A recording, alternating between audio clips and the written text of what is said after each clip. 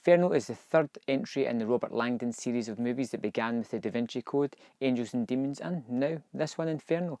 Again, it's directed by Ron Howard and it stars Tom Hanks. This time around, Robert Langdon wakes up in a hospital with a gunshot wound or graze to the head. He has amnesia, can't remember the past 40 hours. All he knows is that there's a strange thing in his pocket that leads him on a mystery to solve a sort of plague that could be released on mankind. Only he can stop it. I was never really a fan of a Da Vinci Code or Angels or Demons, the kind of movies that I saw that immediately left my mind, and I was presuming that this one was going to be the same. And it was. It was exactly what I thought it was going to be.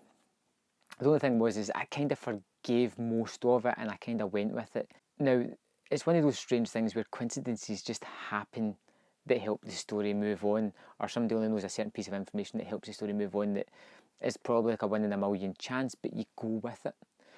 The movie opens up with some really cool, really interesting sort of apocalyptic imagery that Robert Langdon is seeing, is having these visions at the start of the movie, and they're filmed really well, and it's kind of creepy, kind of off-putting, very weird.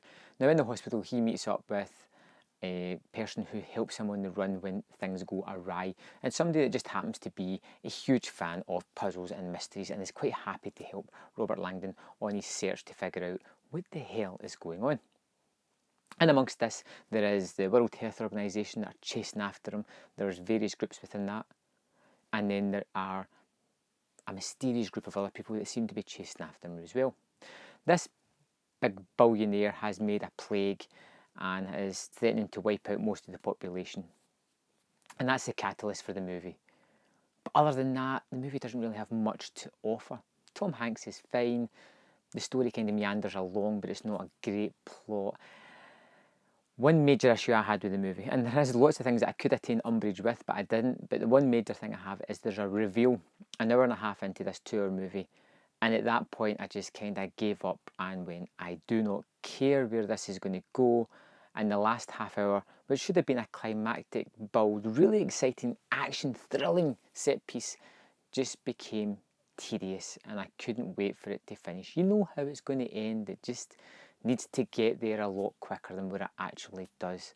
Like I said, the movie just kind of meanders along. It does the basics. It doesn't really excel beyond that. If you liked Da Vinci Code, if you liked Angels and Demons, you'll probably like this.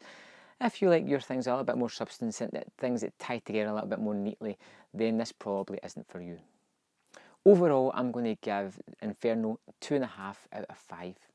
It does just enough to entertain, but already, less than 24 hours later, it is fading from my memory.